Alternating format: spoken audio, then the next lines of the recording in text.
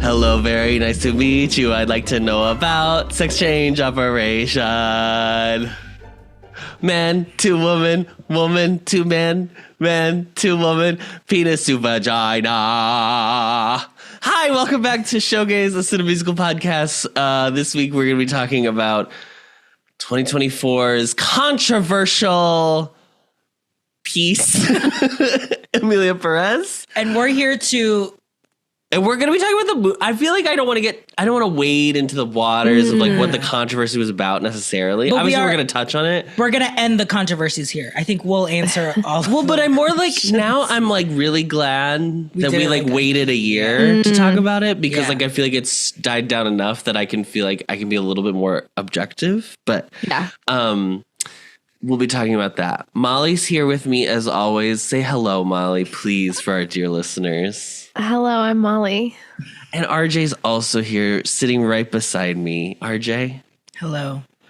These are my two lower than me co-hosts. I am the main host. Just wanted to reiterate that fact. It's more like a pyramid situation. Molly,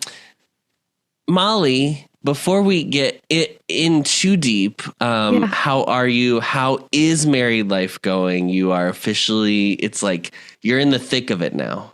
I'm in the thick of it, yeah. The excitement of the wedding is over. Mm-hmm. It's great. I mean, we have so many celebrations that we've had recently because Andrew's birthday is November 3rd and mine's November 8th. And so we've been like nonstop doing celebratory things. And I haven't had a day where I can just stay in my apartment all day since September. And I really would like one. So I'm looking forward to next weekend not having any celebrations to do. Well, Molly, happy birthday. Happy belated. What did you do? Did you do anything fun? Andrew brought me Starbucks in bed, and then I asked him to come cuddle with me, and then he knocked over the coffee, and then he got me a second Starbucks. He went and got me another That's one. how... Great. Correct. And that's married life, Molly. That's married life. To tell you. Exactly. That's it for the next 60 years or whatever. Enjoy. That's literally it. Well, that's fun. I didn't realize your birthday is the day after my sister's. My sister Diana is on the 7th. Yeah. And my mom's is on the 18th. November's a big month for birthdays. November is a big month. Yeah, I know a lot of My dad's the 22nd. Big month for November. My dad's the 20th. Wow. That's crazy. My uncle's the 22nd, and that's the day JFK was assassinated. RJ, any news on your front? Anything going on in your life? Did you just get back from somewhere? We did. We just got back from London. London town. We went to. You're not the only one that gets to travel out of the country, Molly. Some of us also get to do that as well. How was it? It was great. You know what? The rain, it did rain every day, but it was kind of like it's still kind of charming in a way. It's like a drizzly day. I did have to like, literally as we were leaving, I was like, should I wear my boots out? And I was like, no, I'm sure it'll be fine. And we bought wellies like the first thing we did when we got there. Yeah. So, I feel like I delude myself into believing that if I moved to the UK, I would like the rain. And then I remember that I get terrible seasonal affective disorder. And I'm like, I probably would not do well with it. But I'm like, oh, but it's so cute and romantic when it rains charming, in England. Yeah. It is. Yeah. I luckily don't feel like I actually have seasonal. You just have regular depression. I think I have the opposite. I think I have the other version where like the sun becomes so oppressive that I'm like, Jesus Christ, what are we doing? Florida was a nightmare. Florida was. Now, is it the sun or is it the heat? Comme si, comme ça. I mean, yeah. Have one, six of one, half dozen of the other. You know what I mean, Molly? Yeah. Well, I mean, here it's sunny and it's not always warm. So All right, not whatever. always We don't want to Philadelphia. hear about where you live, Molly. This isn't about that. Anyway, our trip to London was great. We saw some great shows. Yes, Molly, we saw Oliver. We saw Oliver in the West Ooh. End. We saw Oliver in the West End. It was the one. Fabulous performance. Yeah. Fagin was amazing. Oh, Fagin yeah. was great. Nancy was great. I Nancy gave her a was great. standing ovation. My little self alone in the middle of the orchestra standing. Love Yeah. it. Have you ever seen a Cheering. West End show? Yes, when I was like 12, I want to say. Is that right? Something Do like you that. remember My ice family cream went at to interval? the what? Do you remember ice cream at intermission? No, I was maybe too young, but we saw Mousetrap, so it's a straight. We also saw We saw did? Mousetrap too. Well, Okay, we three now know we're the gonna secret. tell everybody who did it. We're Yeah. gonna tell the secret. We're So if telling you the haven't seen the secret. Mousetrap, Skip ahead. skip ahead. It's the brother. It's the brother, which is very much alluded to anyway, even without knowing which one it actually is. Yeah. But It's the brother. yeah, It's the secret brother. it's the secret brother. Oh, I mean that's not the part that I feel like is the twist. But anyway, let's not Yes. actually spoil it. We're not actually Yeah. spoiled, but it was fun. We were front row We were front row because they had $20. their version of like lottery tickets Yeah. for the day of. Oh, So okay, I yeah. went that morning, and they were like, "Oh yeah, we still have front row available," and I was like, well, Amazing. there you But go. every theater was serving ice cream, little like cups of ice cream. Interesting. They do little do you remember at Rambler Room they would have the mini little Ben and mini Ben Jerry's. and Jerry's? Yes, I do remember Okay, that. that's what they have in every theater in London. And it's the same An brand. interval, and Like, everybody gets it. It's amazing. I love it. I love ice cream so much. Oh yeah, the thing that I want, as I feel like maybe I even mentioned this on the podcast. The thing I told Andrew I want to be our first big joint purchase as a married couple is a Ninja Creamy. it's a Ninja Oh, Creamy. Ninja Creamy, yep. Mm-hmm. See, you could have still done a registry and be like, "Hi, I know it was only our close friends and family, or literally just my immediate family, but if you'd still Yeah. like to celebrate us, Just witnesses, really. Just Can a you- judge can- and yeah. some witnesses. I should put up a GoFundMe just to get people to buy me a Ninja Creamy. I just need everyone to chip in $20 and then Yep. I can get one. Yeah. I mean, Miranda swears by it. She loves it. Yeah. Oh my gosh. And I really wanted to impulse buy. I want to, Molly, if you get one, and you will, Yeah. I You have will. faith I in will. you. Yeah, I you will. trust you. Yeah. I need you to go to your local grocery store. I need you to get a bottle of like Nesquik strawberry. And I need you to turn that into Gross. Molly. We're done. Off the pod.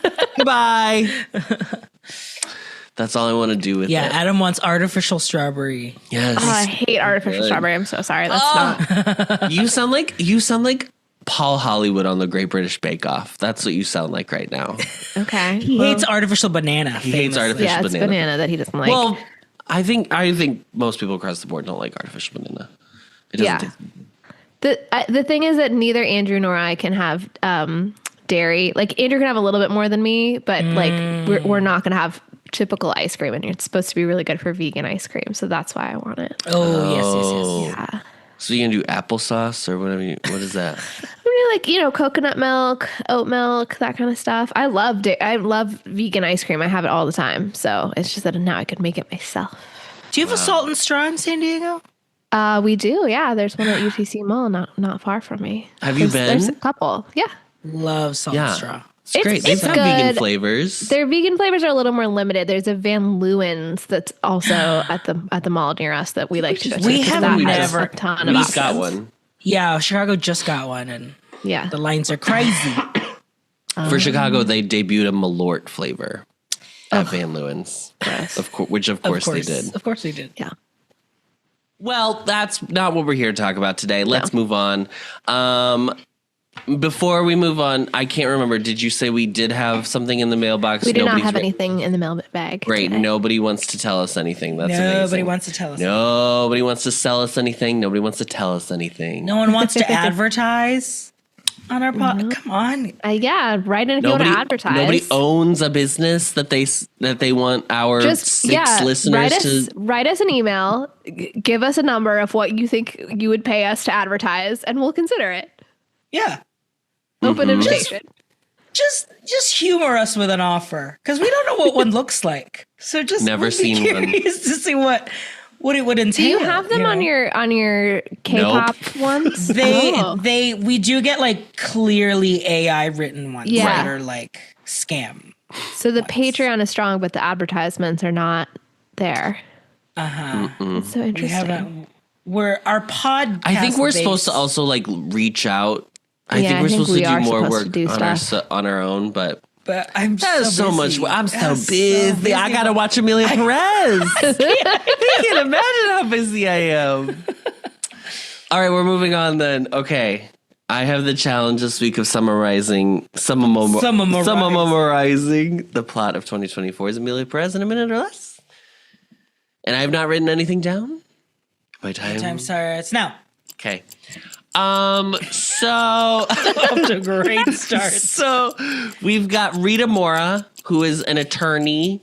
She's a defense attorney. She starts the movie and she's like defending this guy who definitely killed his wife. But she's like, well, what if we have the defense that she actually just killed herself and that's how we get him out of it? So she's kind of like, one of the defense attorneys people like to hate on. So that's her job. She gets a call from like somebody in a cartel and he's like, meet me at this place at this time. She gets kidnapped. She meets with this cartel kingpin named Manitas. And he tells her that he wishes to change his sex to being a woman and needs to find a doctor in order to do that and also handle the like, and now I'm leaving this life behind, ending all that. So she takes this on as a job. That's where my little song from the beginning comes in when she's like interviewing different doctors. The Dr. Wasserman is the one who does the surgery in Tel Aviv. And Emilia Pérez steps forth, born anew. And Emilia's wife, Jessie, and their two children, like, so Rita tells them, like, oh, Manitas passed away. You have to move to Switzerland so that you're safe from the other cartels. Technically, Rita says Manitas is worried about your safety, so you have to move to Switzerland, and then they see a news broadcast that Manitas has been killed. The fake death. So then 4 years pass. Emilia Pérez meets up with Rita and then says, like, I actually want my family back all together in Mexico. So pretends to be like a distant aunt of Manitas. So then brings Jessie and the kids back. They live there together for a while. Meanwhile, Emilia like starts to do some like advocacy work for like the disappearances around like the drug trafficking in Mexico. This whole movie takes place in Mexico. I didn't say that at the beginning. And Rita like helps her, and they start this like big like campaign or whatever. And a lot of it is like because Manitas had been the one who was doing all of the like instrumental in the disappearing people. So it's kind of like an absolution. Okay. I should have written something down. So then anyway, Jessie has rekindled an old fling with someone named Gustavo. And it comes to a head where Emilia says that she wants to keep the children. Obviously, Jessie just thinks she's like a distant aunt. So she's like, that's weird. So she takes the kids and runs. Emilia turns off the like credit cards, takes the money away from Jessie, and then Gustavo and Jessie together kidnap Emilia Pérez. And then in a big action sequence, there's a big shootout. Emilia reveals to Jessie that she is, in fact, formerly Manitas. and then Jesse, Gustavo, and Emilia in the trunk of the car all careen off a cliff in a car that erupts in flames. And then Rita adopts their children. Yep. And that's it. That's Emilia. And they go there's also a subplot about Emilia falling in love with a woman named Epifania. Epifania, which is a nice little moment. But Yeah. I was just going to add that they careen off the side of a mountain because Jesse realizes who Emilia is and then is trying to like fight Gustavo to stop the car and like let Emilia out. Yeah. Yeah. And that's Emilia That's what Pérez. happens. Great. Okay, well, I'll go first. My relationship to this movie is that I'd never seen it. And the only thing I knew before I watched this movie was that it was very controversial and that there were a lot of people who liked it and a lot of people who didn't like it. Mm-hmm. And I think it's very hard for anyone to have a neutral opinion on the film. And I did, in fact, know previously I knew the sequence I sang at the beginning. I had seen that. Okay. Go viral. Go viral. Yeah. But that's all I knew. I really didn't know. I knew like what the setup of the plot was, like the drug cartel wanting to like have a sex change. But past that, I did not know the rest of what was going to happen. So, Molly. I had also never seen it. I remember the trailer coming out and thinking it looked good. I think I even sent it to you guys when the trailer came out. I was like, oh, like maybe we should watch this. And then I feel like you guys can tell me if this was also your impression. It felt like when it first came out, people really liked it. And then like 3 weeks later, everyone hated it. And I was not sure. And I know that there was some controversy with the lead actress. And so I was like, I don't know how much of this is like about that versus the actual movie. And so, yeah, I think I went in with low expectations because it seemed like a lot of people didn't like it. RJ? Same. I had never seen it before. When it came out, I think it was like so popular, like that first like week or 2 weeks or something. Everyone was talking about it. Like our friends messaged us about it. That was like, oh my God, this is the best movie I've ever seen, blah, blah, blah, blah. And then literally like, it wasn't even like her controversy yet. That song went viral and it was like, what is this? What's going on? And then I saw Selena Gomez's criticism of her performance, of her like Spanish not being as like fluent as everyone else. I saw that kind of go viral a little bit, making the rounds. I listened to an NPR podcast about this movie, their kind of review of it, and their review had been very like, I don't think they've ever met a trans person before. That was their review. Yeah, and I knew that like from like just people talking about it, I knew that it was like a trans story, but not made by people that were trans or queer. Apart from the main actress being apart trans. from the actress, yes, apart from the performer. And then also people talking about that it's like all French, like no one was actually like Mexican. That was involved in like the creative of the movie, other than like the actual performers. And then as the Oscar nominations came in, I was gonna say, are the performers Mexican? I mean, I'm sure they are, but like Selena Gomez is American, Carla, the main actress, is Spanish, I believe, and then Zoe Saldana is Dominican. I mean, she's also American, but she was raised Adriana Paz, who plays Epifania, is Mexican. Mexican. I believe, is the only Mexican. She's definitely the only Mexican woman in the cast. I know that. Yeah. Wow.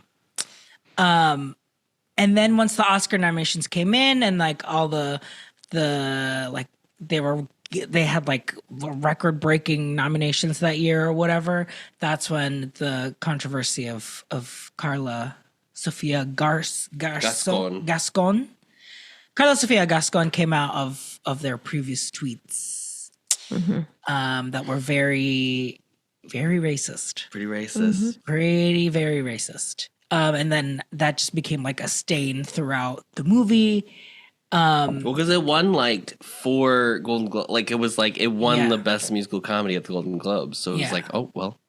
And I just kind of like followed the story as it went along into the Oscars. And everyone was really pretty much like I also knew that like Zoe Saldana is like pretty much the quote unquote like only option for like what could win, and also like maybe a little bit of category fraud because like she is more than a supporting role. A lot of people would argue or criticize about the film. So all of those were going into the watching today. Yeah. So for me, it was truly like a checklist of like, okay, did this kind of criticism or opinion, does that check out for me? Am I seeing that? Is it really obvious? Or am I already having that clouded judgment because I knew that that's what other people have said, which is really hard to do, like just in general, like criticizing films if you're not watching it like when it first comes out, because everyone needs to like share their take, much like us, but a lot of people are faster and more passionate about it when something comes out. Yeah, who needs fast opinions? Come to this podcast for opinions a year and a half later. A year and a half later. From a year and a half to like 30 years later. You know what I mean? 60 years, 90 years. Who cares? Who cares? Okay, so this movie starts in a very different spot. There's a book by Boris Razon, a French book called Écoute, published in 2018. It is a reworking of an earlier French book that was nonfiction, where a guy like sat on a park bench in France and just wrote down everything he saw. So like he would describe like all the things around him, the people around him, And it's a very charming book, allegedly. I haven't read it. This book was a reimagining of that, but as a fictionalized version, and it specifically was trying to comment on like smartphones in our culture now, and also like the idea of surveillance. Okay. That's more prevalent than ever before. In this book, there is a character referenced in one of the chapters that is just it's a passing reference to a character who is a transgender drug cartel kingpin, and that's it. And from there, that character became Emilia Pérez. So it's not like this movie is an adaptation of that book. It's just like where the idea started. So this was originally written as a 4-act operetta and then transitioned into a screenplay. Okay. And I think knowing that it was like opera first makes more sense about the music. So operetta like for the stage. Yeah. Okay. Like Definitely like contemporary opera. Yeah. Definitely plays out that way. So Okay. Emilia Pérez is directed by Jacques Audiard. It's also written by Jacques Audiard in collaboration with Thomas Bidgain, Léa Missius, and Nicolas Levicki. It is produced by Jacques Audiard, Pascal Costeau, Valerie Sherman, and Anthony Vaccarello. It stars Zoe Saldana as Rita Mora, the attorney, Carla Sofia Gascon as Emilia Pérez, and Manitas playing both characters, pre and post transition. Selena Gomez plays Jessie, Manitas' wife. Adriana Paz plays Epifania, Emilia's like lover later in the film. Mark Ivanier plays Dr. Wasserman, the doctor that does the transition surgery, and Edgar Ramirez plays Gustavo, who is Jessie's fling and ends up being like the bad guy. Cinematography is by Paul Guillaume.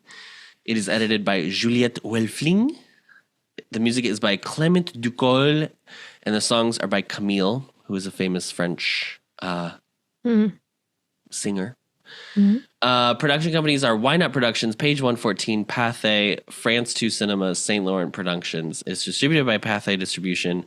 It was released, first went to Cannes Film Festival, in May of 2024, and then opened in France in August of 2024, and then was on Netflix. It's now in the US. It's on Netflix. Its running time is 132 minutes. Its budget was around 25 million euro, and the box office brought in $16.3 million. That figure isn't. It's on Netflix, so it's hard to quantify. Blah blah blah. Whatever. Yeah. So, we've got. I just wanted to point out Camille wrote the lyrics in Spanish with the assistance of a Mexican translator. Okay. And this competed for the Palme d'Or at the Cannes Film Festival, but did lose to Anora, which it ends up also losing the Oscar for Best Picture too. And at the Academy Awards, this was nominated for Best Picture, Best International Feature Film, Best Director, Best Actress, Best Adapted Screenplay, Best Film Editing, Best Sound, Best Cinematography, Best Makeup and Hairstyling, Best Original Score, Best Original Song for Mi Camino, but wins Best Original Song for El Mal, and wins Best Supporting Actress for Zoe Saldana. El Mal was the Zoe Saldana song? The Zoe Saldana song where there's like the dinner. The banquet. The banquet. Yeah, okay. Which I actually did like that song. I like that, how it was shot as well. But yeah, I think we should just get right. I think we should get into it. Molly. I have a question for you guys. Yes. What was this movie about?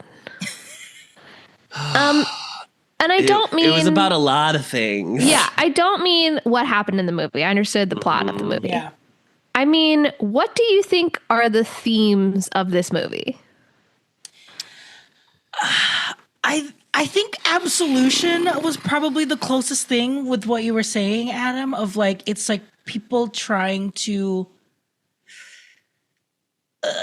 do people deserve like second chances and stuff? Yeah. I could think it could be that. I think more it's like being true to you, which sounds very dull and basic, but I feel like Be you who there's you want to be you. there's the line early in the film that Manita says to the doctor of being like, in order to be amongst the pigs, I had to be the worst pig in the pigsty or whatever.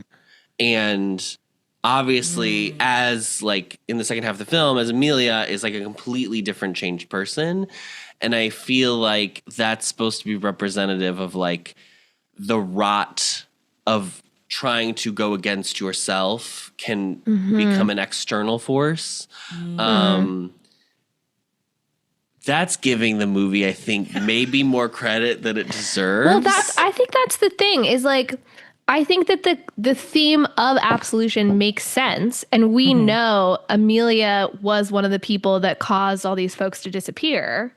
But like, we kind of don't see a scene of like her contending with that. Like we just know that from context, but like, it's almost like in the movie, she's just like, yeah, this is really screwed up. And like, I can't believe nobody's done anything about it. And you're like, you did it. Like, why are you talking about that you did it? So I was like missing a song would have been great. A contending with your conscience, whatever. Yeah. I feel like it could be, like, what would you give up to be true to yourself? Because we see this like huge sacrifice that Emilia makes or like feels that she must make.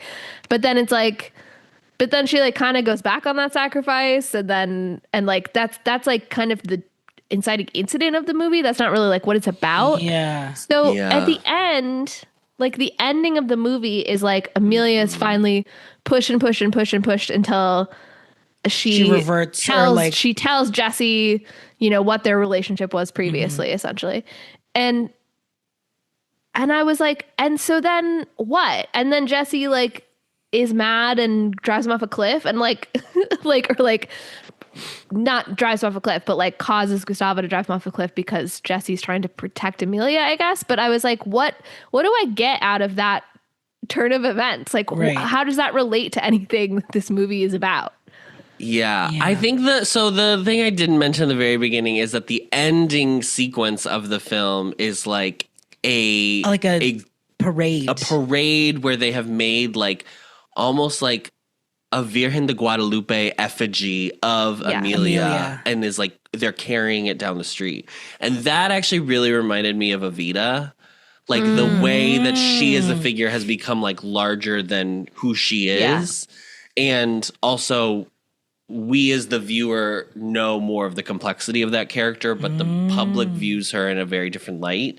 Yeah. And I also think there is something, again, if I'm really giving the film a lot here, I think it could be saying something interesting about the way that we are very willing to accept a traditional, like, maternal protector figure for women, and that like Emilia easily like slides kind of into that in that portion of the film. I don't know if it's actually intending to say that, but that's what I like took from it. It's there are here's my take on this movie. And that's not even my take. I think my take is going to have to be really threaded out through this entire podcast. But okay, my first initial thought, as soon as it was over, as I said to RJ, I was like, this actually wasn't as bad as I thought it was going to be. Yeah, I think the first part is really wonkadoo, and I think the music is not good. I will say that. I think the music is just so bonkers crazy. But I can't tell if the music is like because it's leaning so into the operetta format. Like when you said like, I wish there was a song that kind of like had a reckoning for Emilia to be like, oh, I caused all this, I should do something. There was an overall feeling that like all the music to me was like, oh, they chose to sing about this, but like I would have preferred a song they weren't the moments that you would have. That I was like, oh, that's interesting. It's this that I get, but now I'm like, is that the operetta? Yeah, I think it's the French it all. Also. Yeah. Like I think Americans have a very different view of what musical, like our conception of musicals is very different. So I think that's part of it. I really don't think the songs are very good. And I'm not saying they have to be like, I have to remember them as soon as I leave, but like a melody would be great. Would be like nice. Just the concept of one would be incredible. I thought there were moments that I really, really liked. So there was like the moment after the surgery where she's like, practicing saying her new name that I thought was like really moving. And I really honestly, Carla Sofia Gascon is a controversial figure. I'm not espousing anything about who she is in her regular life. I'm just talking about this performance. I was very happy that this was a trans actress playing this role, because I was like, I feel the heft of it. Absolutely. From the very little that we're getting. Even though it feels so caricaturish that like a drug cartel kingpin is going to like that idea feels so big and grand. Watching Carla's performance was like, oh, this is a real person. Like it just felt so that's very true. Yeah. That scene, and then the scene where the kid was like, you smell like dad. Oh yeah, that was that scene really like touched me. Yeah. Because I do think, and I even thought like in the first part of the movie when Manitas and Jesse and the kids are like laying down and looking at the stars, I was like, oh, I really like that they're showing this human side of this character. And so to see that like come back later when they're all together, I really liked that. Those are the things I liked. I do think Zoe Saldana is giving an excellent performance in this movie. Yeah. I think Selena Gomez is not good in this movie. And I'm not even talking about her like accent. The Spanish, obviously, because I don't know. Yeah. But I just don't. I don't know. I don't know why she was cast in this. Yeah.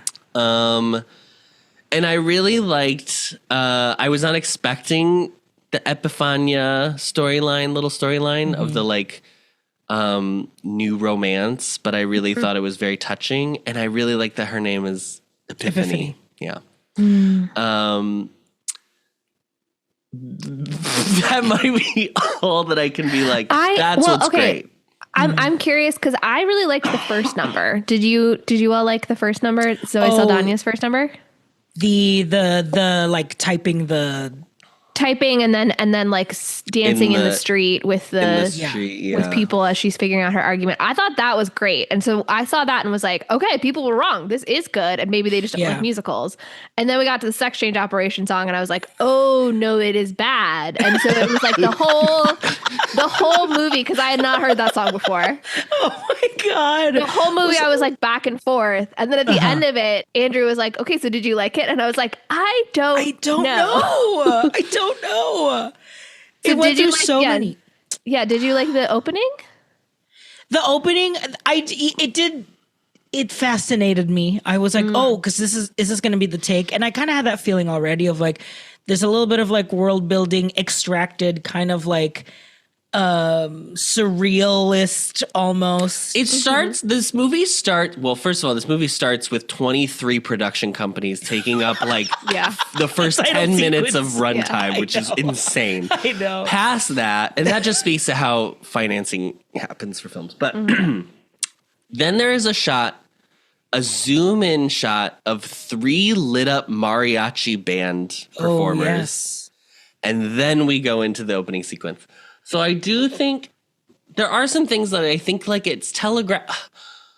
I was reading through obviously like different reviews and I was reading through different Letterboxd reviews and I was obviously there are very funny ones that I picked, but I was having a hard time. I think this movie, it's because you're trying to say that like they already gave you all the clues to know that like this is what you're in for. Yes. Yeah. This movie is extremely heightened. It's an intense like melodrama soap opera. So to engage with it as this like realistic piece is almost like fortuitous because that's not what the movie is. So you're arguing with a wall.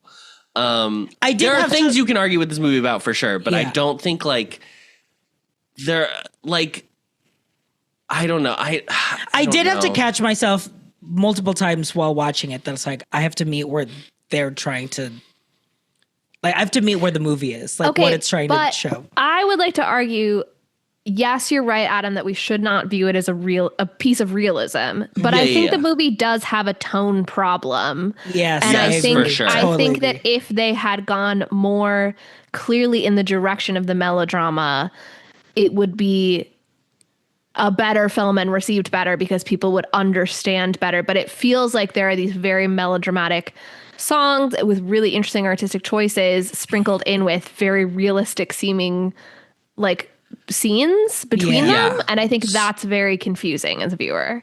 Yeah. I think they are really trying to the realistic parts that I think they really were like, well, we want this to feel real. Feels like it's all around the transgender conversation of the film. Yeah. Like I feel like they really try to humanize, like make it as human and real as. Because maybe they were being like too respectful, and then it like ruined the movie because they were like, well, now we gotta like not have this heightened tone because we have to be so respectful of this plot line. Maybe I just feel like the violence and the like cartel plot line, that is where it's like really heightened and kind of cartoony. Like when they're getting ready at the end to go get Emilia back and they're like doing the guns and it's like a on dance the sequence beat. of the guns. Yeah. And it's like a little it's like over the top, but it's purposeful. But I agree that it is not consistent. And the production numbers, the song, the songs our productions are very like Chicago, like we're leaving the present world that we're in and we're in this like void space of like whatever. The thing with that, like it's unclear what is the role of the audience. Like at least with the Chicago, it's like, okay, it's presenting as a performance. I almost was like, if this was presented as a melodrama where it's like, let's say it's a soap or a telenovela or whatever, it puts the audience in a very clear place of like, this is where you're watching it from. So you can just kind of like see what an epic the story is.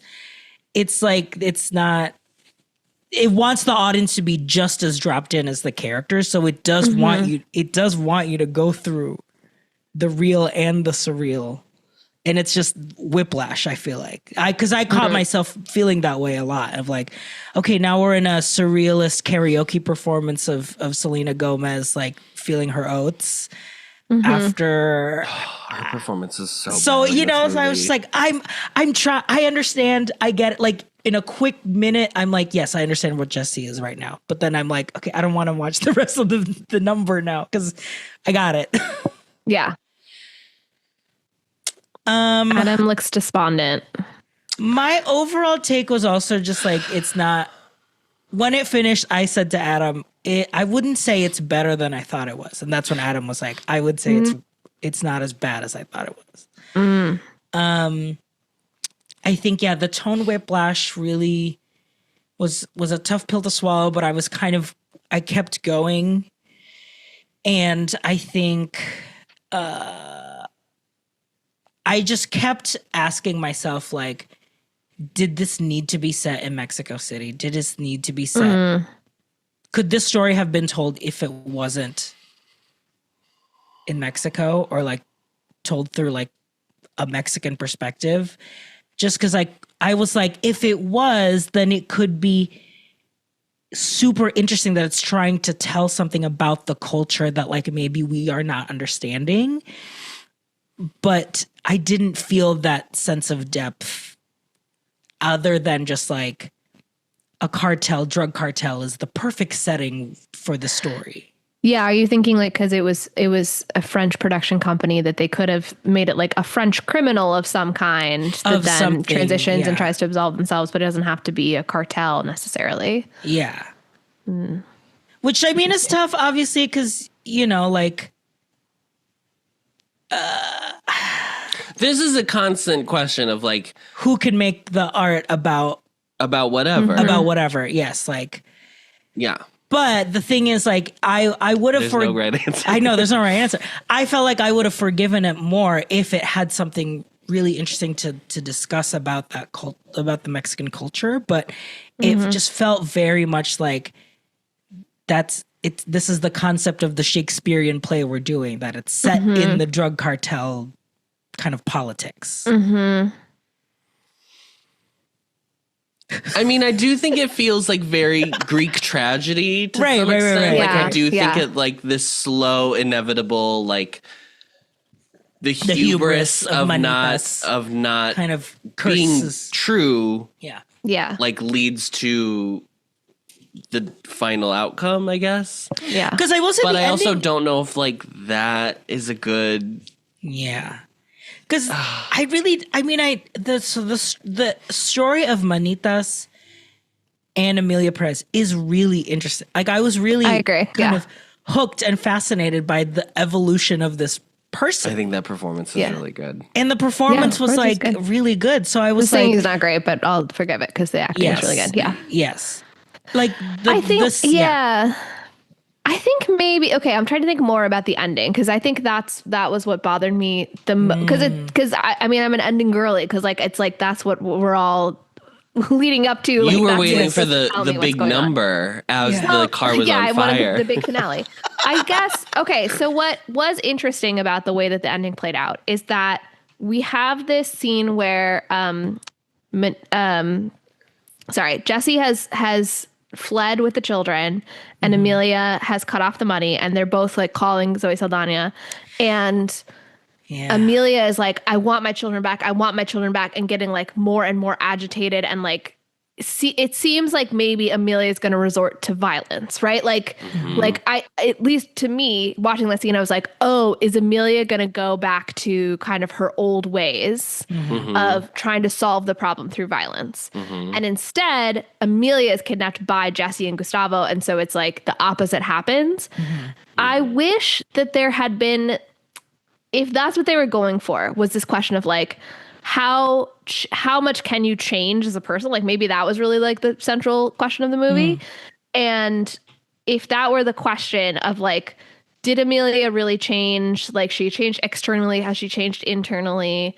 Kind of in that like theme of like the discussion she has with the doctor, which I want to go back to that discussion that Zoe Saldana has with the doctor.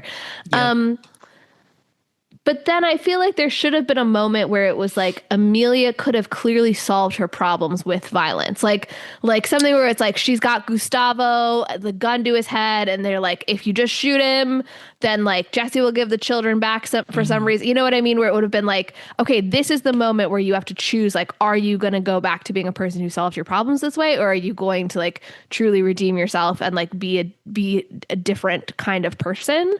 But like, that wasn't really... Like, she's just in the trunk of a car and like somebody else made a decision that ended up killing her. I don't know. It just felt like they did it. It was like they set up a lot of interesting potential moments, potential questions, and then they like never really delivered on them dramatically. Yeah. It was like they were showing all the different risks that, because I was getting nervous that Emilia was getting more and more visible. She was doing. Yes, like, I had that thought too. Right. I was like, she was on the news. She's like being critical of like actual like politicians and like people in the city. So I was like, oh, is this gonna be... It was a little like I don't know, like a Scooby-Doo villain or something where you're like, really nobody recognizes who this person is? Like somebody's gonna figure this out, surely. Like she's like hanging out with her ex-wife. She's like hosting dinners where she invites like everybody that she knows from she used to work with. Yeah. It's like someone's gonna figure this out, girl. That's what I was afraid It's like Yentl all over again. Like nobody clocks it. Yeah, so that's what I was like. I thought it was interesting that like that was the danger that they kind of lean into at the very end that gets her, but at the same time it's like Gustavo doesn't realize it's her. It's the same person, you know? So like it really is just like Gustavo just kidnaps Emilia because Emilia threatened him. And it was just kind of like this act of like, no, fuck that. Yeah, it kind of doesn't have anything to do in a way with Emilia's past. No. Yeah. I do think there's kind of a regressive gender essentialism also happening that like we start the movie and we're trying to get the guy off for like killing his wife. And then we get obviously like the cartel, Manitas as a character, like is very like masculine, violent, whatever. Yeah. Then we have Epifania's husband who has passed away. She finds out was also like abusing her. And then Gustavo. So like all the men in this are terrible. And then I would maybe not say Jesse. Jesse's, I think, a little more complicated, but like, Rita Mora like starts as like this really like complicated figure and like tries to like be better as she like progresses. And like, obviously Emilia post transition is like really becomes like a figure of like goodwill or whatever. And Epifania feels like a saintly character.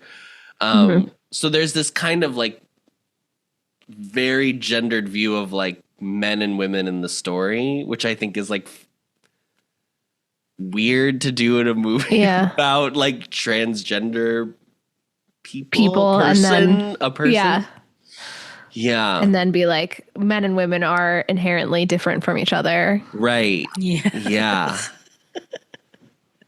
And I don't know if it's like the point is like that is what broke Emilia as like performing as Manitas is like I had to like be this horrible thing to be, in order to like be one of the guys, but also like I don't know if are we really doing this? We're doing it like all guys are bad, all girls are good. It's just true, know. Adam. I don't know what to tell you. Yeah, like, that's true. The thing is that it's true. Girls go to college to get more knowledge, and boys go to Jupiter, you know, to get more stupider. Yeah. It's such a. It just is like the weirdest. I was like, they just said that. I just can't. We were like watching this movie, and first of all, it's so long. It's so much longer than it needs to be. Long. And you do not need 4 acts. Sorry. Oh my god. It also, I feel like, is trying to do the thing that like Parasite does like seamlessly, which is like do a bunch of different like mini genres within like one piece. And then it has to explode at the end. Right. And I don't think it like navigates them as seamlessly. And it doesn't lead up to like you said, like it doesn't lead up to that finale of like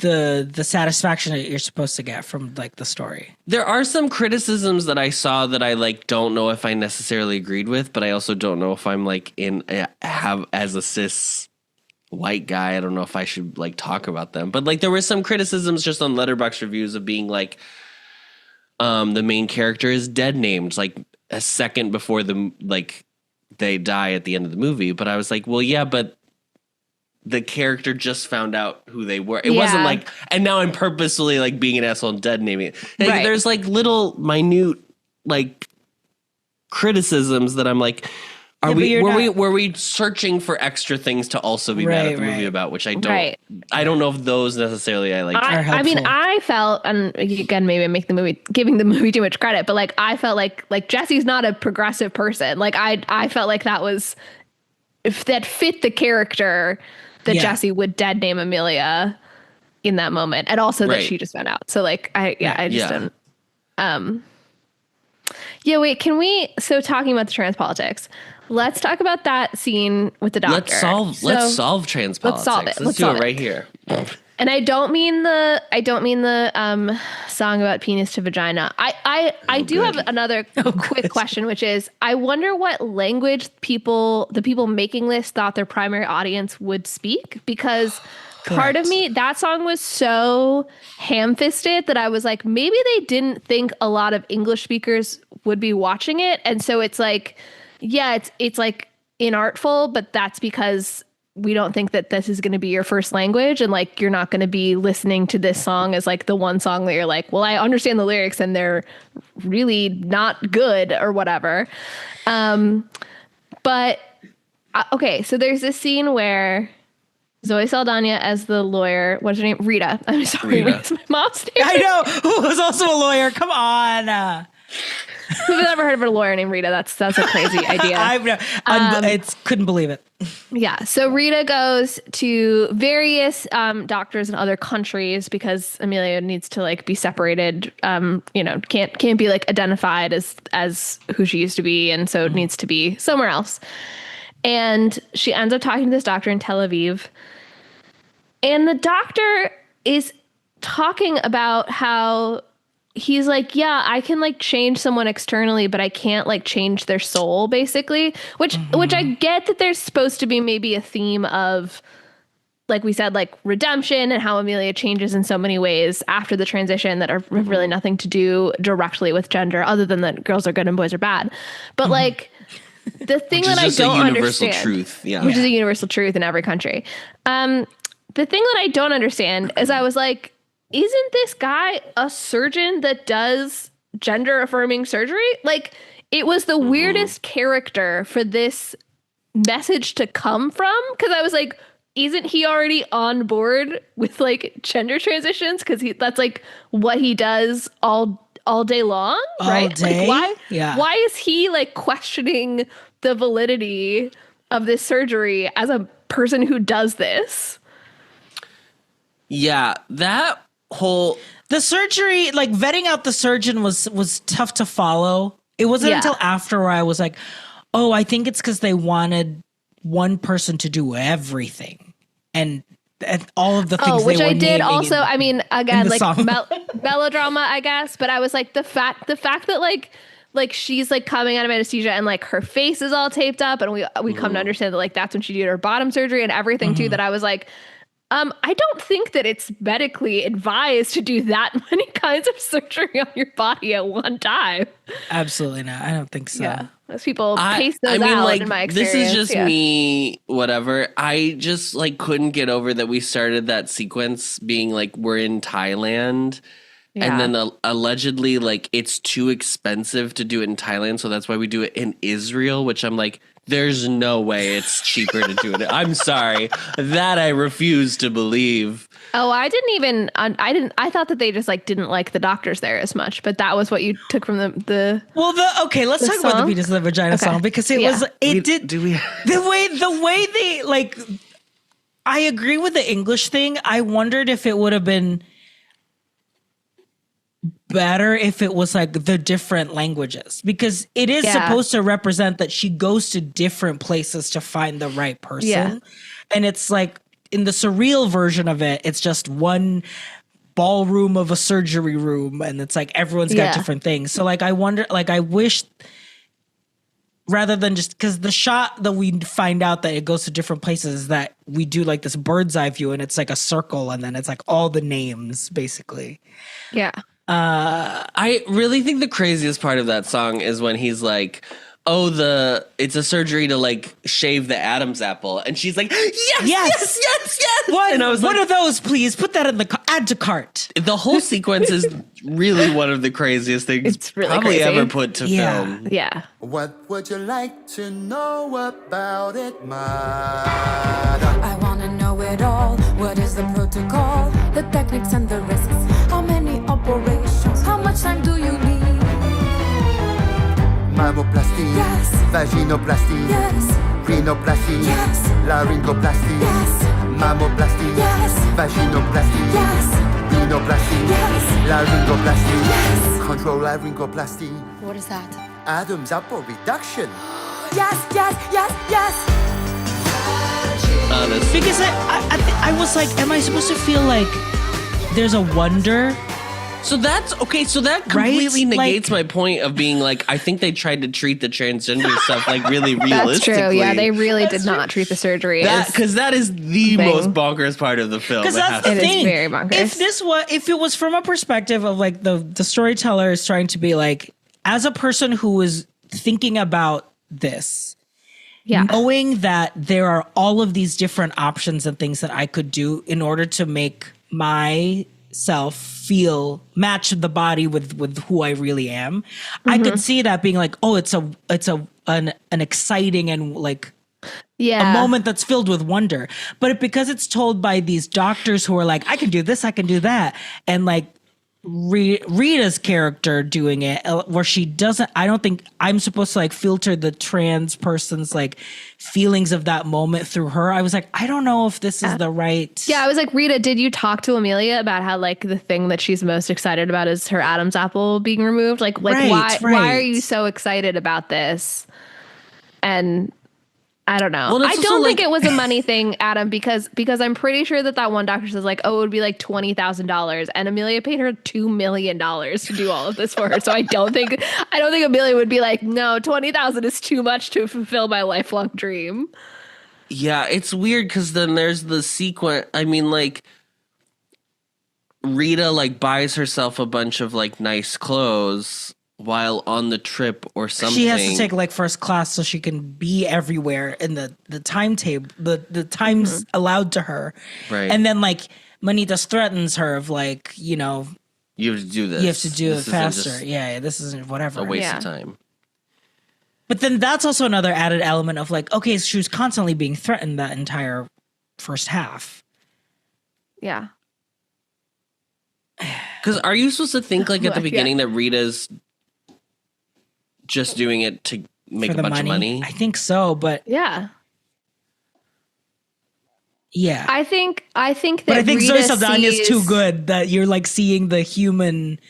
Well, I think that Rita feels stymied in her career, and we're meant to see the money as her opportunity to advance in some way. Like she has some line in the song where she talks about like, I'm going to meet this really mysterious person, of kind of saying like, basically like I have nothing to lose because I'm kind of stuck in my career. I'm not happy with what I'm doing. And I feel like as a Black woman, I'm not going to be able to open my own practice. So like I took it as like, not that she like cares about Emilia or like fulfilling this dream or whatever, which like fair enough. It's a cartel kingpin who's like threatening you. I don't think she needs to like feel deeply for Emilia at the beginning.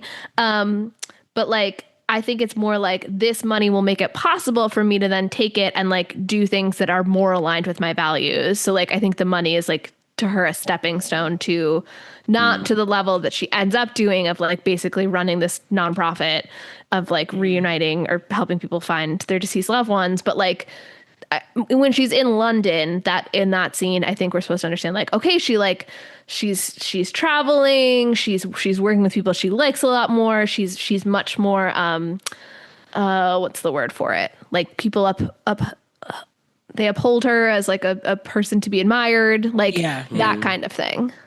Going back to the question, what language did they think the audience? Yeah, I'm curious what a bunch of French people making a movie set in Mexico, who was going to watch their primary audience. Who was it for? Who was this movie for? Yeah, who is this for is a great question in general. Yeah. Because like some of the trans stuff feels very like basic, like we're trying to explain to you because you've never encountered this, like everybody's talking about Jamie scene where she's like, here's what a drag queen is, like like that kind of feel, but then it's also like very I don't know, like subtle and nuanced in some elements of the trans storyline. So I'm like, what was your expectation about our background coming into this? Yeah. And again, like, why does the doctor agrees to like fly to Mexico and like be, you know, like covered up with a hood with the cartel or whatever to meet Emilia to like satisfy his own feeling of like, I believe that this person really wants to transition. Really wants to do this. Why do you care? Do you care so much? Like, and like, again, like, isn't your job doing gender affirming surgery? Like, why would you be so suspicious of whether or not somebody genuinely wants to transition? Like, I just don't understand. Yeah.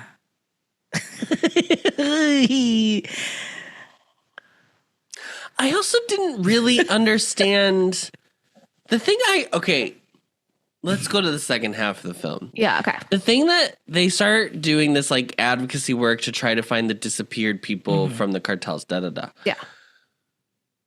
There's the sequence that we alluded to earlier that won the song. It's called El Mar, I think. El Mal. The Bad.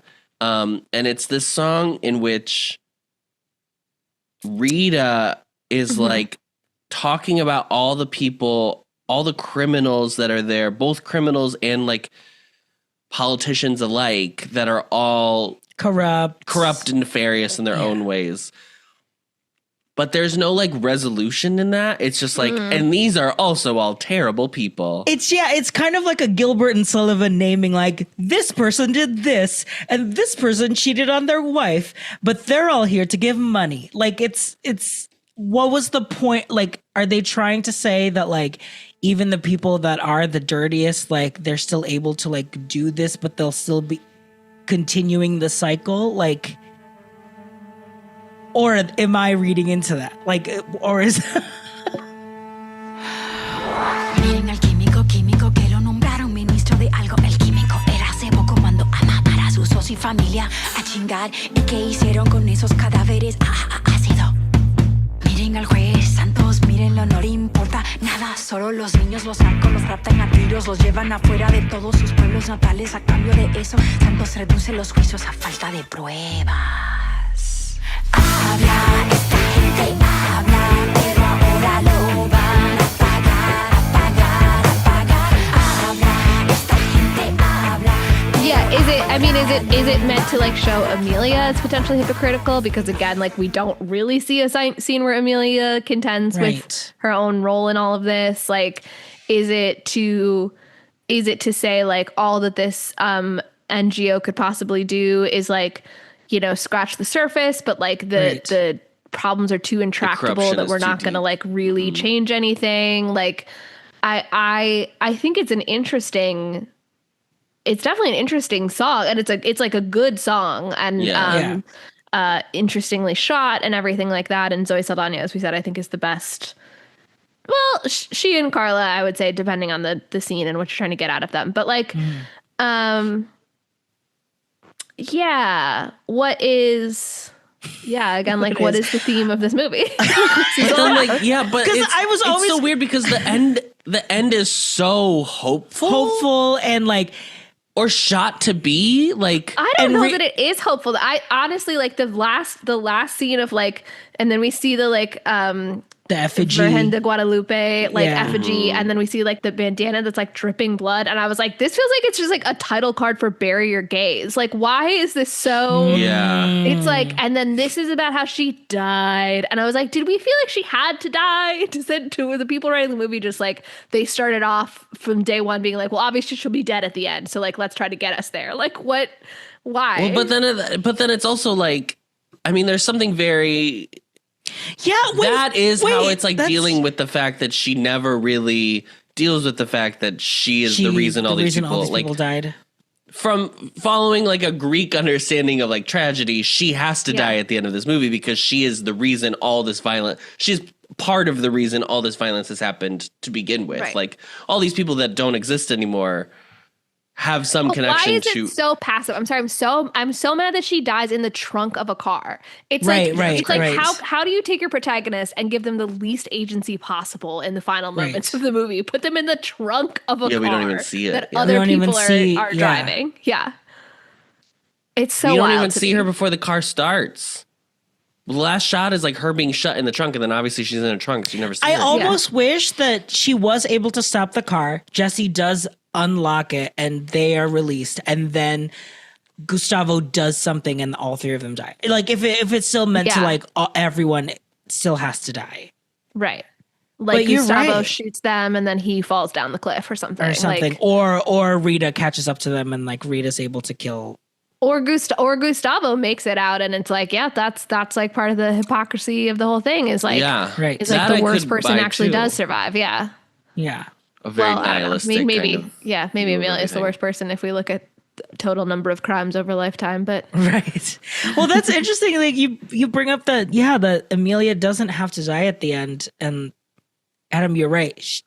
She technically does because she does cause this whole thing, but the movie doesn't kind of make me feel the stakes of like the entire. But that's like, was I supposed to feel like the entire time Emilia doesn't deserve this second chance? Like, you know what I mean? Like, I think, I mean, yes, in a way, because as I keep saying, she never contends with her own role in it. Right. That not that's shown. It's implied that she has contended because she forms this whole organization, but we never see it happen. It is interesting too that Emilia changes so much about her approach to life, she remains kind of like, there does seem like there's this need for her to be a leader, right? Like she doesn't just like quietly start. Like the smart move, if you're trying to hide from your past, would be to like put Rita in front of the NGO and just be like a quiet funder of it, right? But she's like in the commercial, she's given the speeches, like she's like, she has to be like, if I'm doing this, I'm like the king of doing this, right? Yes. And then The queen. also, Well, she did have queen. that song. I mean, that song of like, I'm half this, half that. I'm half kingpin, half. I actually like that song Right, half too. queen. I thought That was very good. That was interesting. good lyrics. And then, but also there's a controlling element to Amelia. The fact that Amelia is like, I have to see my sons and I'm going to upend their lives again. Like Jesse is so upset when they first have to move to Switzerland and it's so hard for them to adjust. And then they're leaving and they're so sad that they're leaving. And now they've gotten used to their life here. Like Emilia kind of puts her own need to see, and I obviously understand that like needing to see your children is a very fundamental human thing, but like, Emilia sees her ability to be with her children to be more important than like all of these impacts on Jesse's life. Yeah. And that is like, there's like a self-centeredness and like a controlling element to that.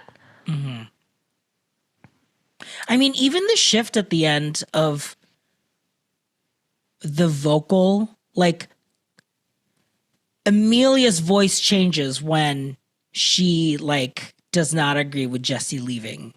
And it like, and she like pushes Jesse and like kind of says like, oh, you're going to end up being with your pimp rather than like take care of your children or whatever. That whole phone call with where her three-way. and Jesse are on the phone with Rita. That's like the deepest tone we get of Emilia. Yeah. Like her actual vocal tone is so deep. Why is Selena Gomez in this fucking movie? I don't know. I mean, she's famous, I guess. I mean, like, There is they said, like, there was obviously some criticism specifically from, like, Mexican outlets being like, there is one Mexican person in this movie. Like, that's absolutely bonkers. And I think they did say, like, we had to go with like a couple big names just to like procure funding. And that's just like the unfortunate part of how movies are made, obviously. Right. And they chose not to do that for the lead actor because it was important to them to have a trans person in it. So like, I guess kudos to them for doing that. Yeah. Had been like, who had done like Mexican, I think, telenovela work in the past pre-transition. Right. Well, and maybe also like we're not Spanish speakers. So like maybe this person is also much more famous in Spanish media landscape, but like not in the US. Yeah. Right. I don't think fully do not speak Spanish, have no concept of, you know, whether she sounds correct on her accent at all. I just don't think she's like very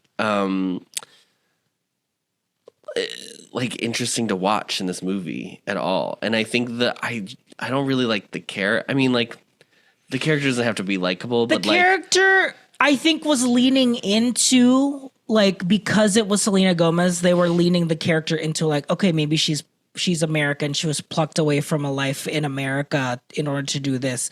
But there could have been other things that were intentional that helped with that thing. Because she did dip into English a little bit, but I was like, if it was more intentional when she chose to speak her Spanish that she may have had to learn to survive in order to be in this world versus the English, I was like, then I would feel like, okay, it's justifiable why it's like a Selena Gomez hire. Yeah.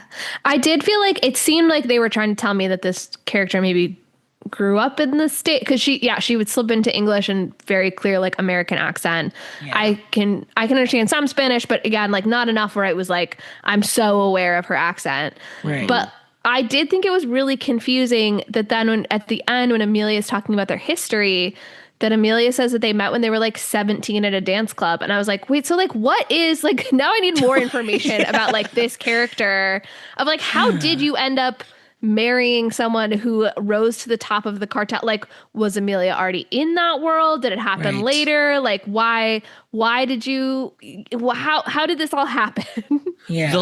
So I read that the lines added about like going back to the States, all of that was added after Selena, they realized her limitations with Spanish. Yeah. So like the character was always supposed to be Mexican. Yeah. But also like Selena Gomez, I think is great in many ways. I'm not this is not a Selena Gomez hater hour, but I just think we like cute. her in Only Murders. Love her in Only Murders. But her problem is like she's cute and she's great at characters that are cute, but like she doesn't have the like manipulative, sexy like thing that this character calls. Like it should have been like an Honora type character. Speaking of the comparison, or show the character starting very cute and then like maybe like because of all of the I have to move here, like is driven to that. But I feel like she's too cute at the beginning where she's already like living in the desert with a cartel. Like I get that was has two children. And I get that was like a preferable life to her to the one that she ends up in. But like it seems like you would already be like kind of hard edged in that situation. Yes, totally. Yeah, she needed to be more like Carmela Soprano. Like she's like the mob boss's wife. Like she didn't feel like she had, and I think she is supposed to feel immature to some extent in order to explain the rest of what is going to happen in this movie. But yeah, there's like, it was surprising to me that they didn't give her like a drinking problem or something. Like in the second half after the 4 years or whatever, that she's like developed like an addiction or something because like she doesn't do anything. Like she's just been living in Switzerland doing nothing for 4 years, just raising 2 kids off money that comes from a Swiss bank account or whatever. So it was it felt like until she was like, and now I'm just horny because I'm back where this guy used to like really raw dog me really well. Like I was like, what's happened? Like there's a line in this movie, Rita, where Selena Gomez is like, my pussy hurts so bad just thinking about him. And I was like, this is such a crazy thing to say in this movie. I was like, is hurts? You like understand that feeling, translation? Mom? Or like what am I meant to understand from the use of the word hurts here? Like that's just not something that Hurts I is would. so crazy. I was like, so crazy. I bet it's not hurts. It's gotta be something else. Honestly, I bet it hurt. I bet it's hurts. I hate to tell you, a French person wrote this. I just feel like it was weird that it was like, oh, so she's just Selena horny. Gomez, yeah. Yeah. It felt like such a nothing burger. Because I feel like if you were in Switzerland, no one's watching, no one was supervising you or like had an eye on you. That would be the place to have the affair. Yeah. You would have ran away already. Especially if they kept kind of playing around with that, like maybe she didn't want these children in the first place anyway. Like, oh, I didn't feel like that was part of it. Did you feel like that was part of it? I did not feel like that was part I of felt it. like there was the little back and forth of things changed after we had the kids. Was it you? Was it you, or was that your husband? And she said, "I don't know." I think it's meant to be like, I don't know. Do you know? Yeah. Do you know what could have solved this problem again? I mean, sorry, not that this is a suggestion I already had, but rather I feel like I keep trying to like dramaturg this movie. That I think if they had come back and it was clear that Jessie had really like thrown herself into being a mother because that's all she had in Switzerland. But then Emilia gets so involved with the kids and Jessie feels like she can't piss off Emilia because they're staying in Emilia's house, that then like Jessie slowly loses purpose because Emilia is so involved in the child rearing that then she like reverts back to this affair because it's like the only thing that she has to do. I think that could have been really interesting. Yeah. But it was like I landed in Mexico City and I'm immediately calling Gustavo. So it was like, yeah, you've been waiting this whole time just to call this guy with your unlimited money. Yeah. Like you could have just flown him out 4 years ago. Exactly. Yeah, just bring him to Switzerland. What's Gustavo doing? It doesn't seem like he's got a burgeoning career going on. It's just and I also feel like it's weird that the movie doesn't even contend with like, you understand that Manitas in the beginning of the film is like, it's very framed as like Manitas loves his kids. Yeah. Mm-hmm. And so that through line continues, but it doesn't feel like it makes sense that like there's no love for Jessie anymore. Yeah. Or if there ever was. It was Because like even when you come back later, I thought it was gonna be like, oh, and then like Emilia's gonna get jealous. Yeah, there was some that's what tension I in some of those thought. scenes. It doesn't really do that. It's like just doesn't touched, happen. like just barely grazed yes. upon, but it's really not that at all. That's what I thought was going to happen. That like, And I thought the outburst of Emilia towards Jessie was going to be like, I still am attracted to and I still want to be. And it isn't like Emilia is attracted to men. So Emilia that is was still what attracted I was to women. wondering Yeah. in the scenes where I was like, oh, I'm getting nervous, she's going to get jealous, and then she wasn't. And then I was like, oh, okay, so maybe Emilia has always been attracted to men, and that was another part of her identity she had to suppress. But then she has an affair with a woman. So I was like, okay, so like, why aren't you still hung up on Jessie then? Yeah, Right. Yeah. Yeah. Especially like I thought the moment where Jessie's holding Emilia and Emilia starts telling the story of when they first met. Yeah. I actually really liked that moment. Yeah. Yeah. That I was like, But then I was like, okay, you so were you in love? were in love. You were in love with her. So what?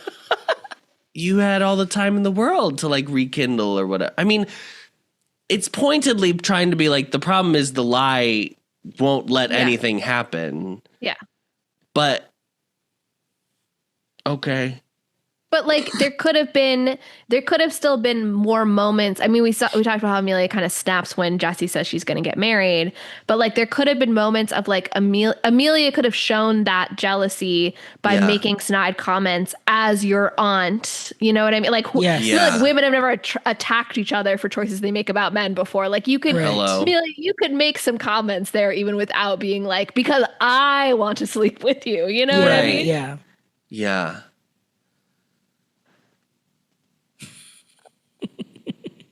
Yeah. Look, here's what I will say for the movie. They make some bold choices.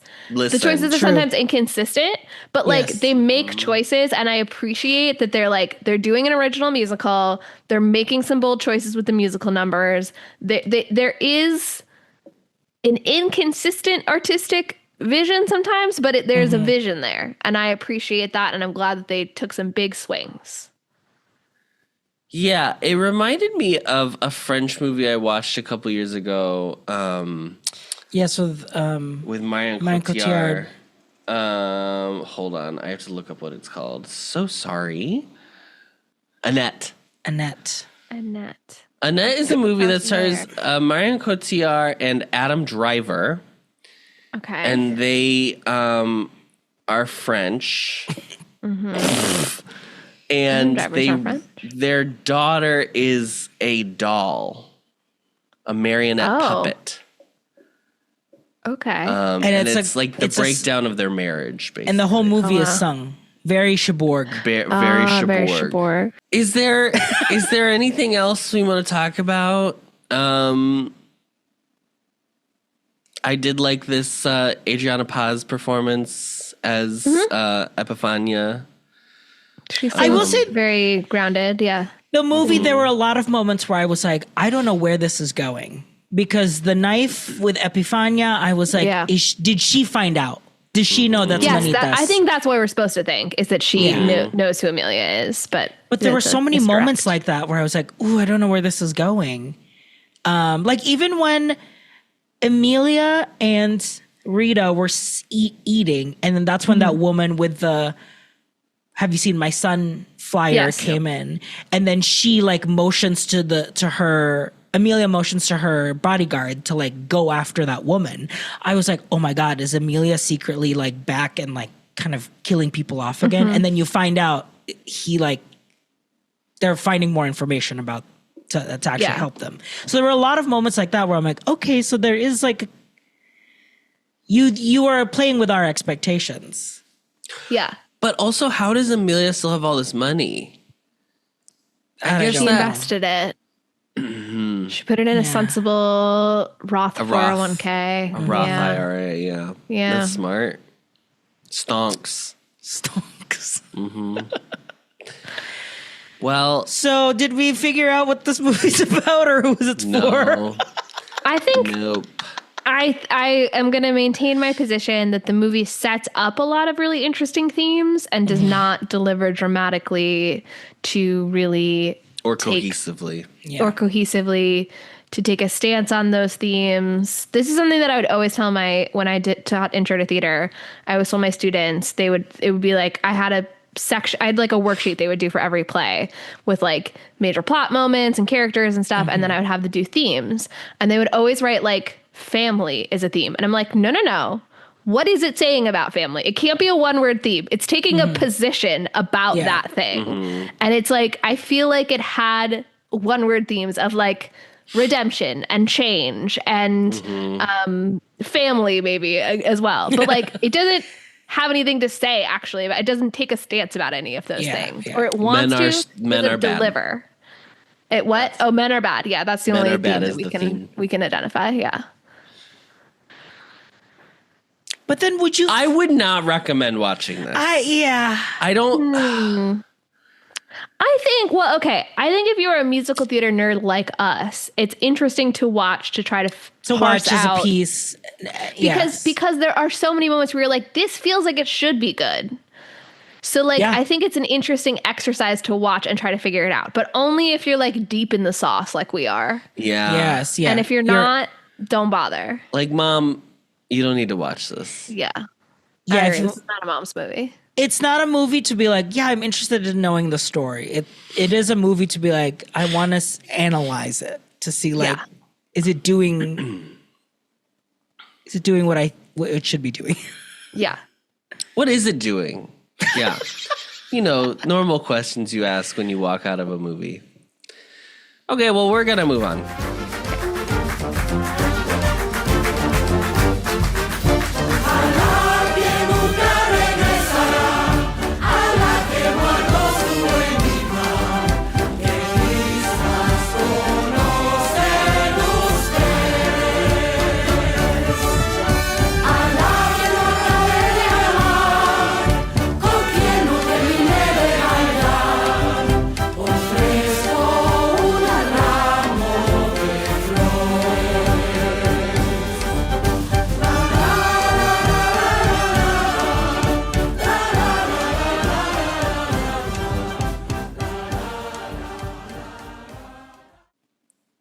On Rotten Tomatoes, this is a 71% certified fresh. Wow. A low 71 certified fresh. It's crazy. David Rooney from The Hollywood Reporter writes, one of the movie's strengths is the delicacy with which it treats Emilia's transformation, from the tears of happiness leaking out of her bandaged face to the empowerment of saying her new name out loud and practicing introducing herself.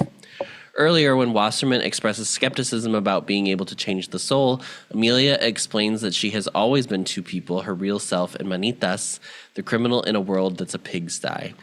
Her voice becomes notably softer and sweeter in a beautiful song about the desire to be her.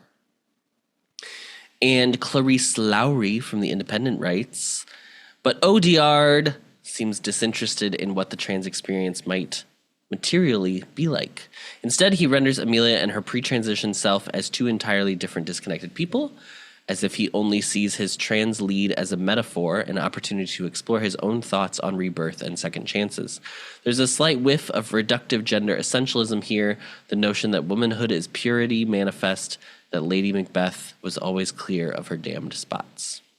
Yet again, Adam presented it like he had a thought, and then he reads a review at the end that reveals that he got the one thought from the review. When I brought it up earlier, I almost was like, you're going to be mad that I did not take it from that, because I was thinking about it while I was watching the movie. Sure, Jan. Then just don't pick that review. That's fine. Molly used to do work on this podcast, and she doesn't read anything anymore. So yeah, that's fair. That's fair. You can she didn't even write a closer that. yet. While I read these Letterboxd reviews, I think she could go ahead and start thinking about that. On Letterboxd, this has a 2.0 out of 5 stars. Oh my God. David Mitchell Baker gives it 2 stars and says, like if Ryan Murphy tried to make a Pedro Almodovar film. Mia Kay gave it half a star and says, shakes fist at sky, the French! David Ehrlich gave it 2.5 stars and said, not unmemorable. Fair. Big if true. And Cinema Joe gives it 1.5 stars and says, regressive and misguided, but based on the reactions to this movie, maybe the real hot take is that I think the musical numbers are actually very good and more musicals need that level of dynamism, which is one of the crazier takes I saw about this movie. Well, some of them are very dynamic. It depends on the song, very much so. I think that the very good and the dynamic are not, like, I think across the board, the songs are dynamic. I don't think every musical number is very good. But across the board, they're not very good. That I will absolutely agree with. Yeah. Yeah.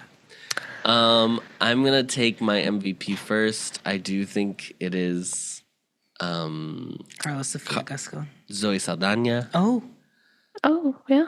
I do think she's really good in this movie.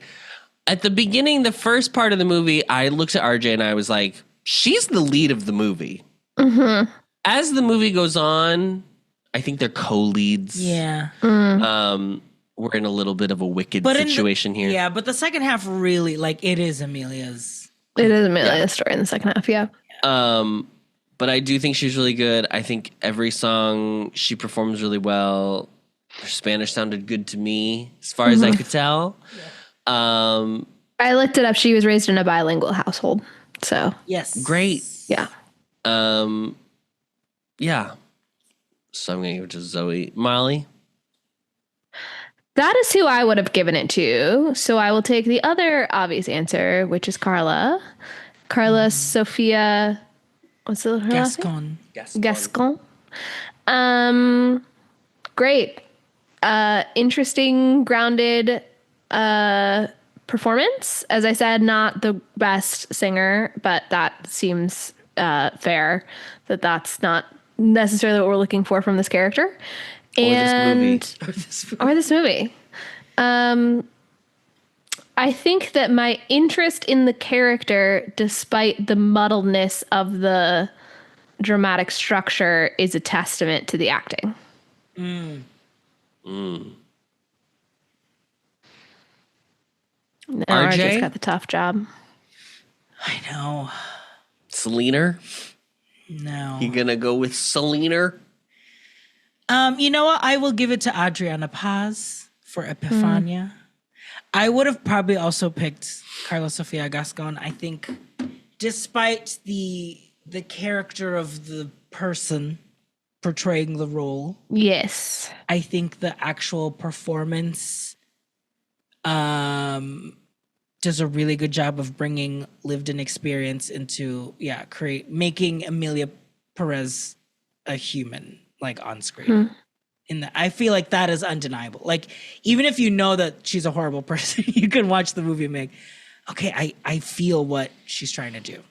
Yeah. I think this is a movie where you can point at, like, part of the reason some of it works is because they cast a trans woman in a trans role. Totally. Yeah. Because you feel the heft of it. Yeah. And, as Adriana Paz as Epifania, I didn't expect that performance. I thought that it was going to be just like a little throwaway to like a final test for Emilia. But she kind of became like a way to kind of like be the beacon of hope of like, if you're able to get through this challenge. She is like the Eliza at the end of Hamilton to this musical. Yeah. So I liked that scene of her and Rita right before they find out that she's been kidnapped. yes. Because it is like this whole thing like is for women like her, like for people to be able to move on. Wow. Molly. We mentioned that we think that this movie would have been better if the creators hadn't felt compelled to put it in Mexico without really having much cultural context for it. So come up with a different crime for Emilia to be redeeming herself from. I think we said if the creators hadn't been compelled to be French is how it would have been better. Yeah. That's something that everyone should consider. But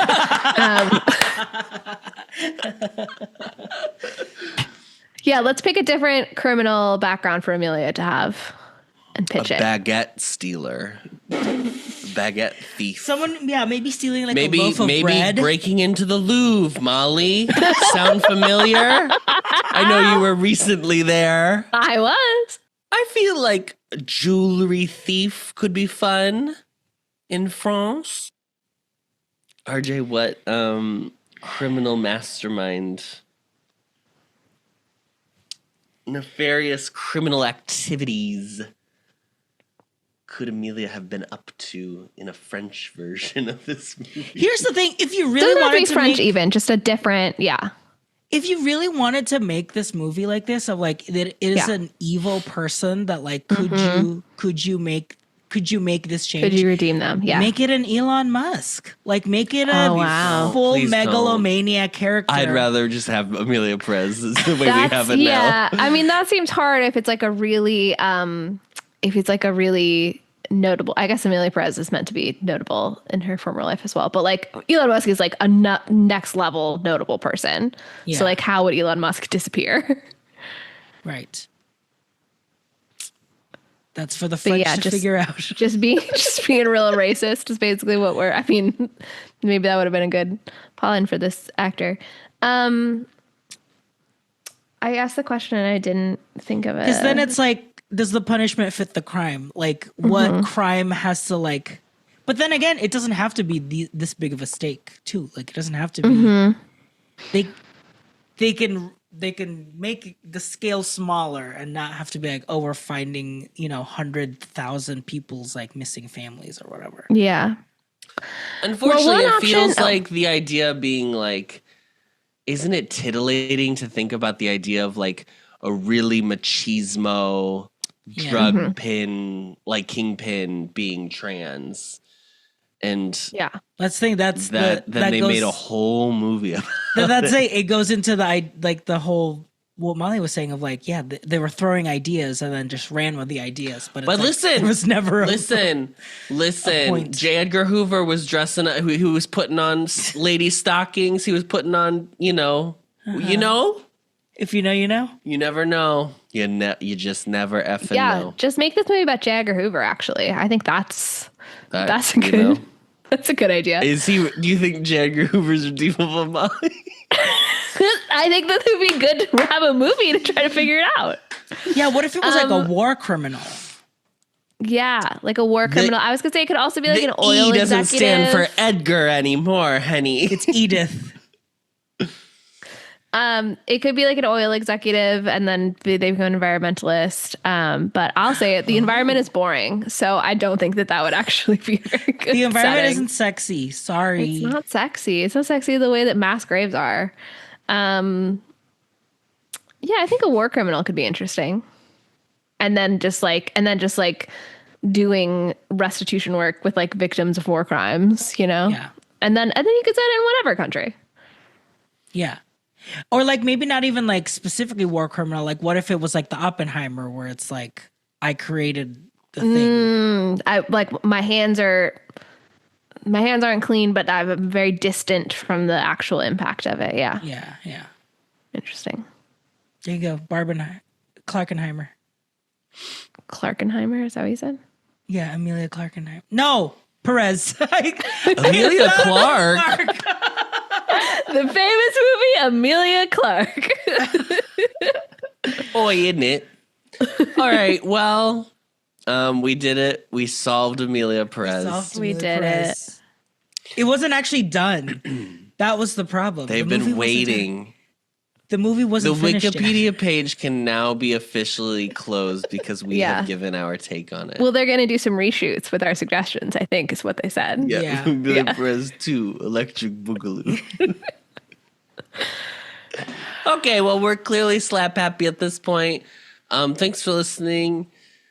Don't forget you can write Molly an email. She'd love to get a little email. She just sits. She sits in her just little, like Jessie. She sits in Switzerland, just waiting for a little email. Oh yeah. I don't have a job or a life or anything like that. Well, you said it. Moving on. Tune in next time where we're finally doing what we promised we'd do at the last SHOWGAYS, which was go back and revisit The Wizard of Oz. Good night, everybody. Thank you for listening to SHOWGAYS, a Cine musical podcast. This episode was edited and mixed by Adam Noecker. This has been an Ampliverse production. You can find the Ampliverse on Instagram, Threads, and YouTube at the Ampliverse. Check out our full roster of shows at theampliverse.com. If you'd like to send us your own takes on the movie we just watched, reach out to us via email, and we might just read it aloud on the show. Our email is showgaysmoviemusical@gmail.com. Don't forget to follow us wherever you get your podcasts, and please rate, review, and subscribe to help others find the show. And now, as always, the show must go on, so stick around to hear what we'll be watching next episode.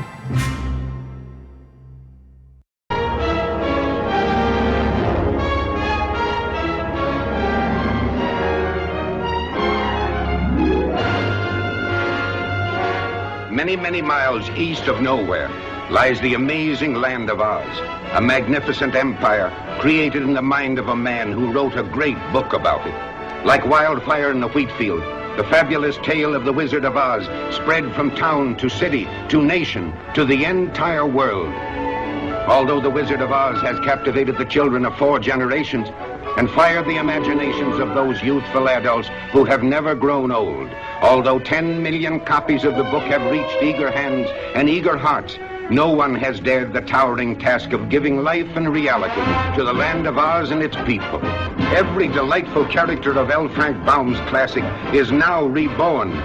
Every glorious adventure has been recaptured and painted with a rainbow. The celebration in Munchkinland, the flying monkeys, the rescue of Dorothy, the castle of the witch, the palace of Oz, and Dorothy's strange journey to the Emerald City to find the wonderful Wizard of Oz himself. We're off to see the wizard, the wonderful Wizard of Oz. We hear he is the Wizard of Wiz, if ever a Wiz there was.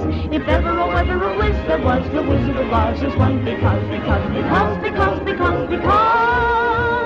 because of the wonderful things he does.